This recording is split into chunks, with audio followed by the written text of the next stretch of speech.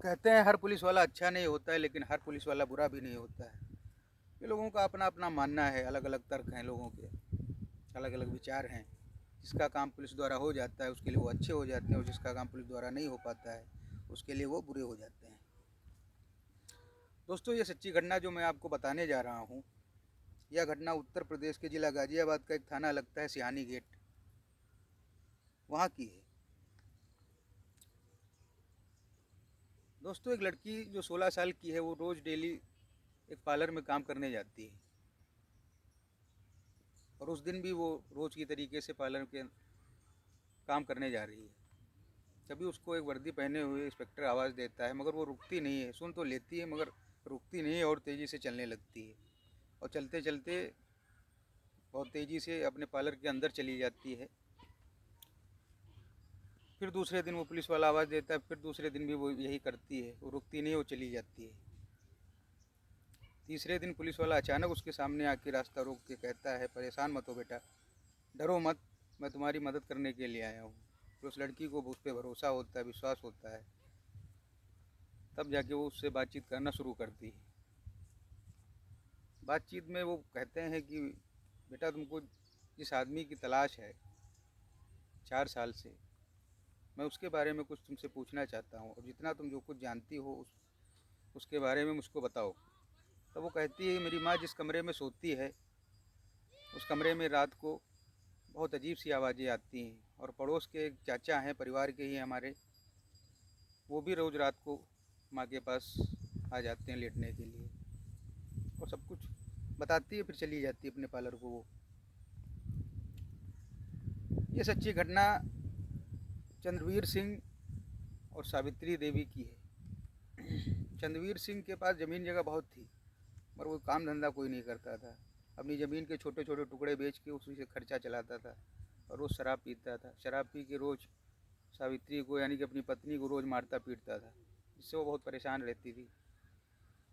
तभी उसके परिवार का एक 35-40 साल का एक आदमी था, वो आ जाता था।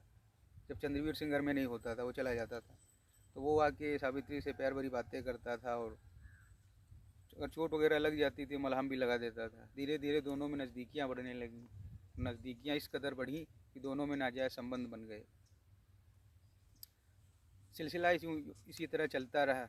धीरे धीरे सालों बीत गए। एक दिन अचानक चंद्रवीर सिंह आ जाता है घर पे, और दोनों को आपत्तिजनक हालत में देख लेता है संबंध बनाते हुए, और बहुत ही बखेड़ा खड़ा कर देता है।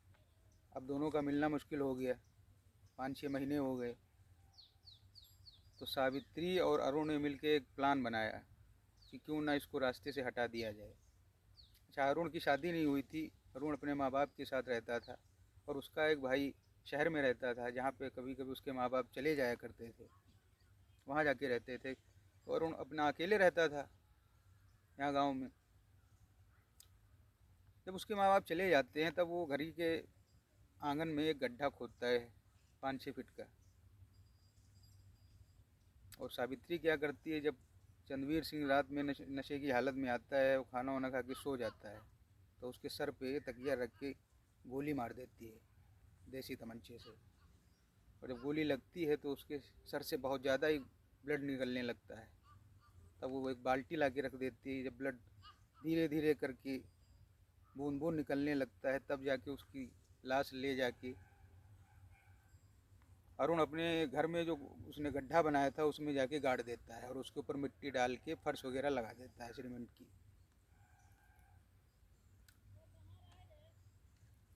धीरे धीरे 4-5 दिन बीत गए। तब उसके भाई को पता चला कि भैया अभी तक घर नहीं आए हैं, कहीं गए थे, पता नहीं कहाँ चले गए हैं। तब वो नज़दीकी पुलिस स्टेशन में जाता है और गुमशुदगी की रिपोर्ट दर्ज करवाता है। तभी पीछे से सावित्री पहुंच जाती है। तो वो कहती है कि वो कहीं गायब नहीं हुई है, इसी ने गायब किया, इसी के पास हैं वो।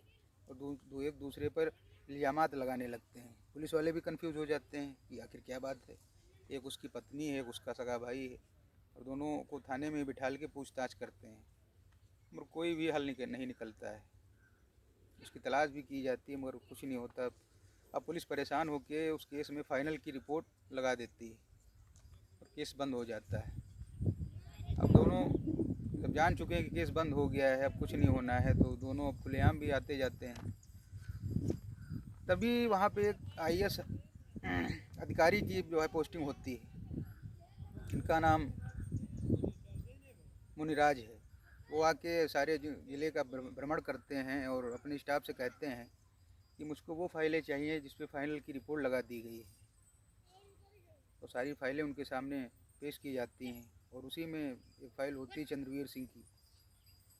उसको देखते उसके बारे में पूरी जानकारी जुटाते हैं, पढ़ते हैं, फिर एक टीम गठित करते हैं और उस टीम का लीडर बनाते हैं क्राइम ब्रांच के इंस्पेक्टर होते हैं अब्दुल रहमान सिद्दीकी को। अब्दुल रहमान के कंधे ऊपर सारी जिम्मेदारियां डाल दी जाती हैं कि तुमको इस केस के में बारीक से बारीक जानकारी जुटाना है कि कहाँ पे क्या मिस्टेक है, और वो जानकारियाँ जुटाना शुरू कर देते हैं। धीरे धीरे जानकारी में पता चलता है कि सावित्री और अरुण के नाजायज़ संबंध हैं, तो गांव वाले बताते हैं। अब्दुल रहमान सिद्दीकी दोनों को थाने ले जाते हैं और पूछताछ करते हैं। पूछताछ में तो जल्दी तो बताते नहीं हैं, फिर शक्ति और दबाव से जब अलग ढंग से उनसे पूछताछ पुलिस करती है तब वो सब कुछ उगलना शुरू करते हैं। सारी चीज़ें बताते हैं कि कैसे कैसे मैंने उसको मारा और इस घटनाक्रम को कैसे अंजाम दिया। वो सावित्री ये सोचती थी अगर इसकी लाश मिल गई तो मेरा जेल जाना तय है और साथ में अरुण भी जाएगा, इसलिए उसकी लाश को गड्ढे में दफन कर दिया गया, गाड़ दिया गया। दोस्तों, इस घटना को सुनाने का मेरा उद्देश्य ये नहीं है कि किसी का दिल दुखे।